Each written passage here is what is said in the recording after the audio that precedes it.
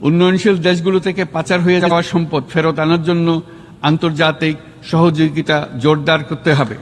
যে বাংলাদেশ সরকার ইতিমধ্যে দুনিয়াবাসীর কাছে এবং বিভিন্ন রাষ্ট্রের কাছে দাবি করেছে যে কিভাবে তাদের যে লুট করা টাকা, যেগুলো বাংলাদেশ থেকে এই আওয়ামী সরকার, এই শেখ হাসিনার পরিবার, শেখ রেহানার ছেলে মেয়ে মিলে যে পুরো রাষ্ট্রকে খেয়ে ফেলেছে, তাদের এই টাকাগুলো কিভাবে রাষ্ট্রের কোষাগারে ফিরিয়ে আনা যায়। সম্প্রতি আমরা দেখলাম যে রূপপুর পারমাণবিক কেন্দ্রে, যেখানে ওখান থেকে $5 বিলিয়ন মালয়েশিয়ার একটা অ্যাকাউন্ট থেকে তারা এই শেখ পরিবারের কাছে দিয়েছে। এটার তদন্ত হওয়া দরকার এবং আমরা মনে করি যে যে কোনো মূল্যে আমাদের এই হারিয়ে যাওয়া টাকা, লুট করা টাকাগুলো রাষ্ট্রের কোষাগারে ফিরিয়ে আনতে হবে। আমরা জানি যে এই ধরনের মানি লন্ডার হয়ে গেলে দুনিয়ার বেশ কিছু ট্রিটি আছে, কনভেনশন আছে, যেগুলো বাংলাদেশ রাষ্ট্রকে সাইন করতে হয়, যেটা বারবার বলার পরেও বাংলাদেশ সরকার গত 15 বছরে সাইন করে নাই। তা আমরা আশা করছি যে অন্তর্বর্তীকালীন সরকার এই যে চুক্তিগুলো আছে, যেগুলো মানি লন্ডার্ড হয়ে গেলে, মানি লুট হয়ে গেলে কীভাবে ফেরায় নিয়ে আসা যায়, এই প্রসেসকে মানে দ্রুততার সাথে সমাধানের দিকে নিতে পারবে, সেই চুক্তিগুলো এবং কনভেনশনগুলো স্বাক্ষর করবার ব্যবস্থা নিতে হবে। তারপরে হচ্ছে যে শেখ হাসিনার ছেলে সজীব ওয়াজেদ জয় বলেছেন যে বাংলাদেশে কোনো নির্বাচন অথবা সংস্কার আওয়ামী লীগকে ছাড়া হতে পারবে না।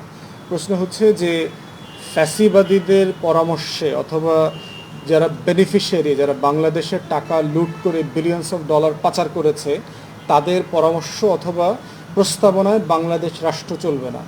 বাংলাদেশ রাষ্ট্র চলবে বাংলাদেশের মানুষ যারা ফ্যাসিবাদ বিরোধী আন্দোলন করেছে, রক্ত দিয়েছে, সংগ্রাম করেছে এবং বেগম লক্ষণ সেনকে পালাতে বাধ্য করেছে, তাদের কথায়।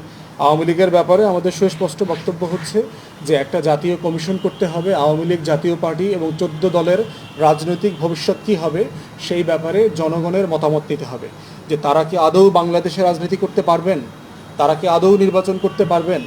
তারা এই ভুয়া এবং রাতের নির্বাচনের মাধ্যমে যেভাবে বাংলাদেশের হাজার হাজার কোটি টাকা লুটপাটের সুযোগ পেয়েছেন, দেশের মানুষকে গণতন্ত্র এবং ভোট থেকে বঞ্চিত করেছেন, তাদের এটা শাস্তি কী হবে।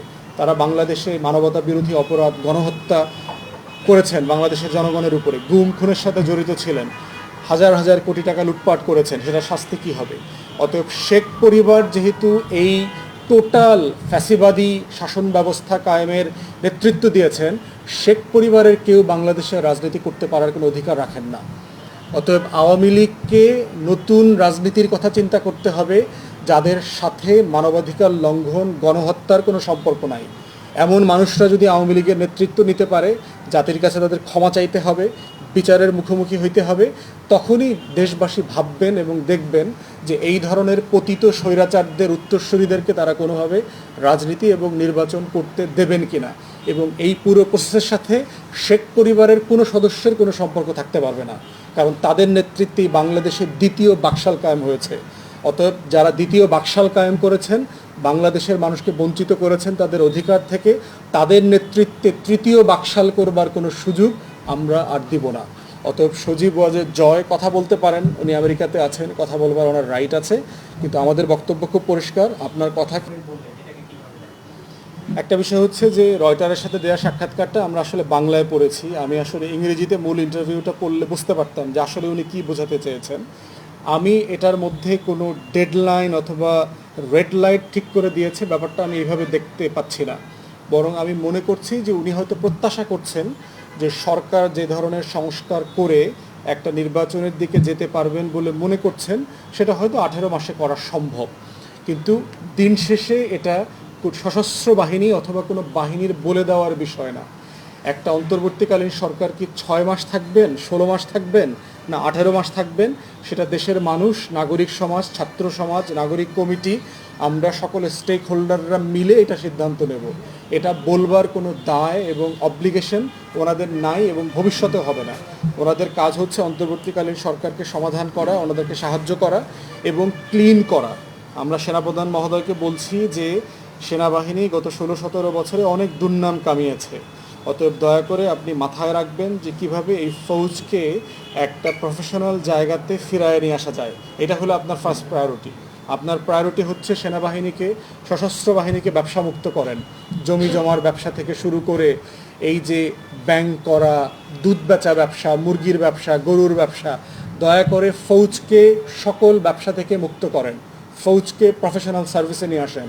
ঠিকাদারি ব্যবসা সেনাবাহিনী বন্ধ হওয়া দরকার। এখান থেকে সেনাবাহিনীকে মুক্ত করেন, সশস্ত্র বাহিনীকে পেশাদার বানান। তৃতীয়ত হচ্ছে গুম খুনের যে ঘটনাগুলো ঘটেছে, যে সকল অফিসার মানবাধিকার লঙ্ঘনের সাথে জড়িত ছিল, সোয়াতে কাজ করেছে, বিজিবিতে কাজ করেছে, তারপরে র্যাবে কাজ করেছে, তাদেরকে তদন্ত সাপেক্ষে বিচারের মুখোমুখি করেন। এইটা আপনার প্রধানতম কাজ এখন। বাংলাদেশের এখন আপনার যে জেনারেলরা আছে ৬০-৭০ জন জেনারেল, তারা আওয়ামী ফ্যাসিবাদের দালালি করেছে গত ১৬-১৭ বছর।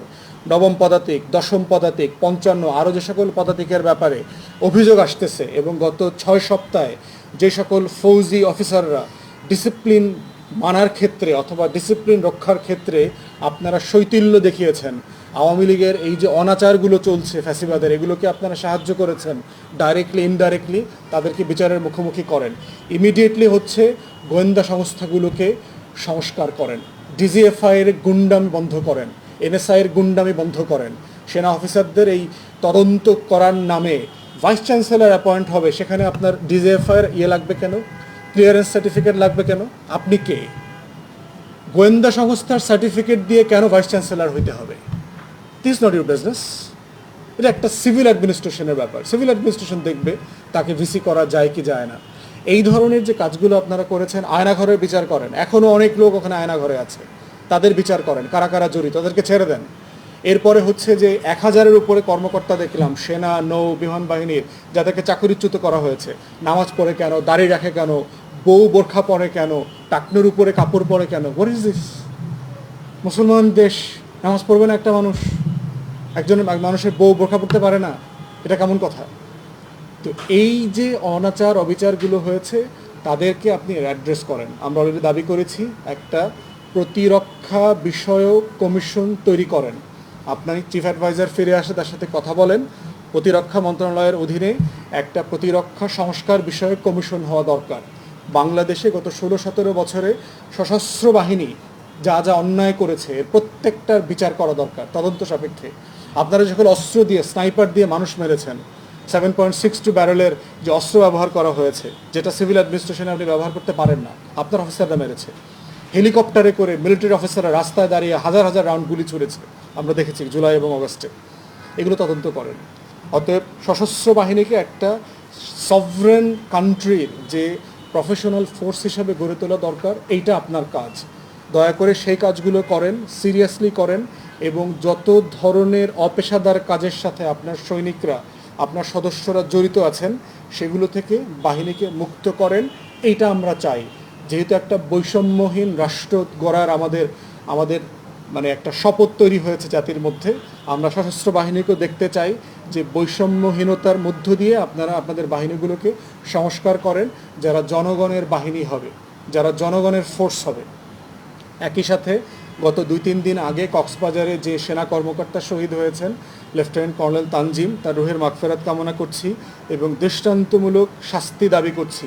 যে সকল ডাকাত দল, এবং এরা আওয়ামী লীগের ডাকাত দল, কিন্তু এটা খুঁজে বের করতে হবে, কিন্তু এরা আওয়ামী ডাকাত চক্রের সদস্য হইতে পারে, কারণ সারা বাংলাদেশ কিন্তু আওয়ামী ডাকাতে ভরে গেছে।